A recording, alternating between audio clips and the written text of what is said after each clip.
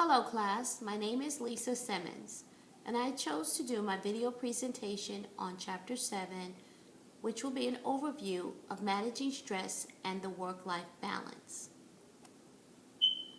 What is stress and how do we define it?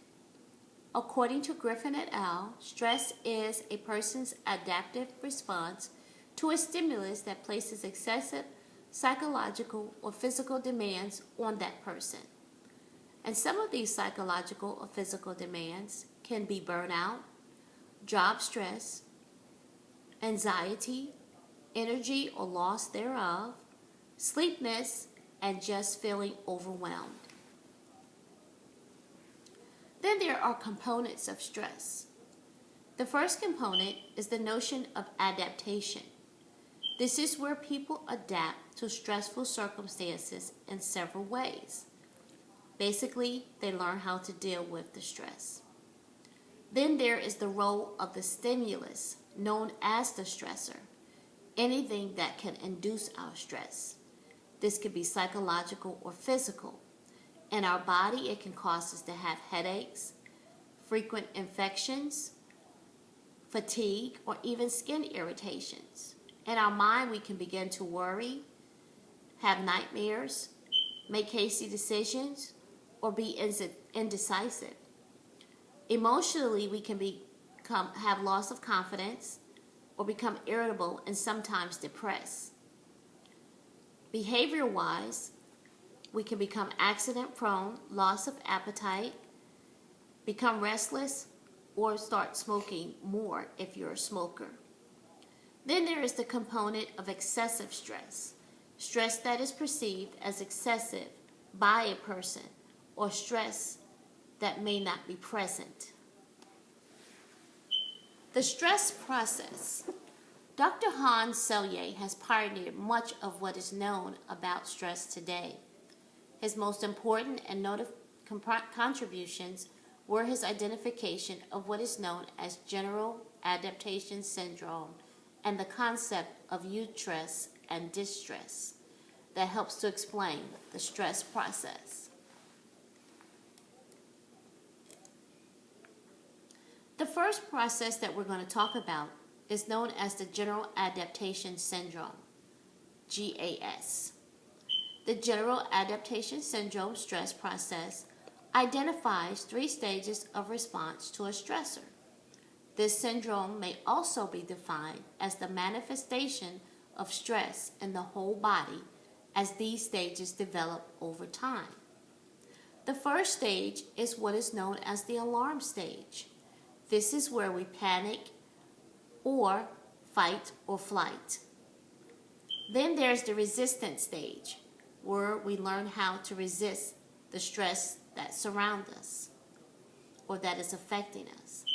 And then there is the exhaustion stage, where we just give up.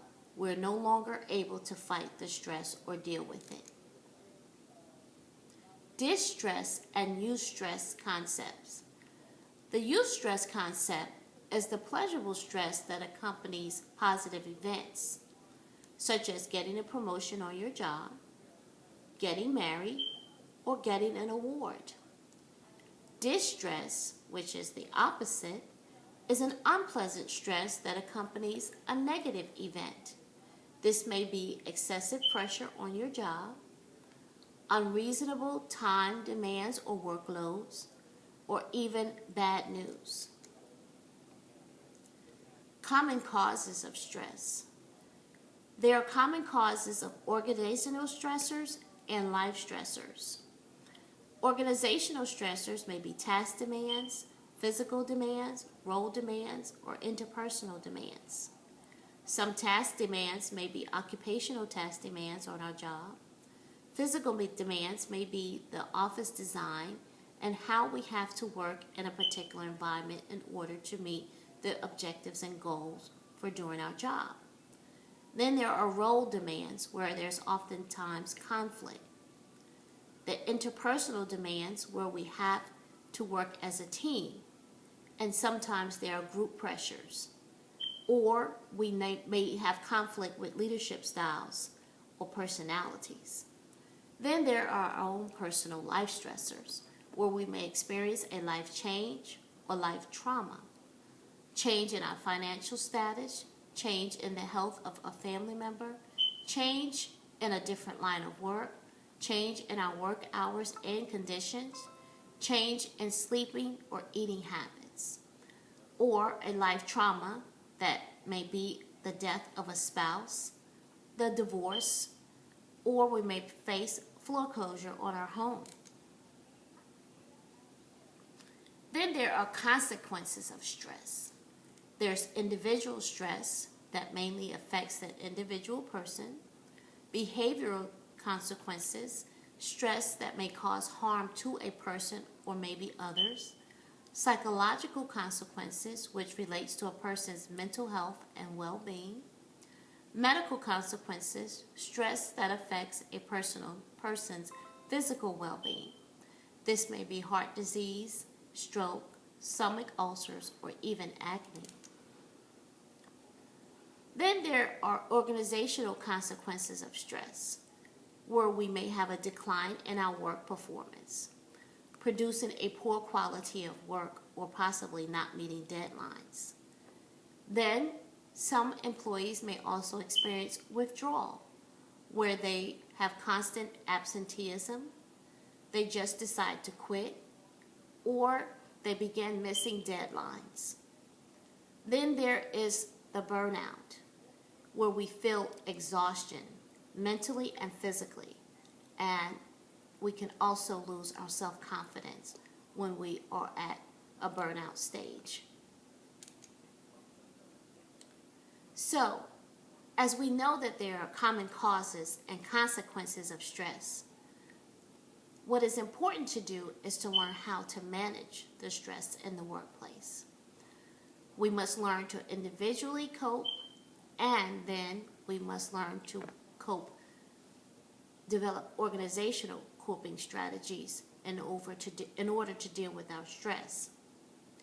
Individual coping strategies may be exercising, relaxation, time management, role management, or even becoming a part of a support group.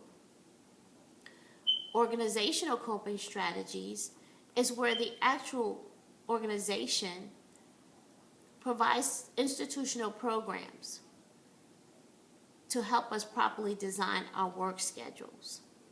Then there are called collateral programs, where programs are specifically created to help employees deal with stress. Finally, let's talk about work-life linkages. Basically, how our work life and our personal life intertwine together. We have fundamental work-life relationships, and then we have balancing work-life linkages. Fundamental work-life relationships, the interrelationships between a person's work life and a personal life. This could be their dependence, having a high salary job, having less overtime hours,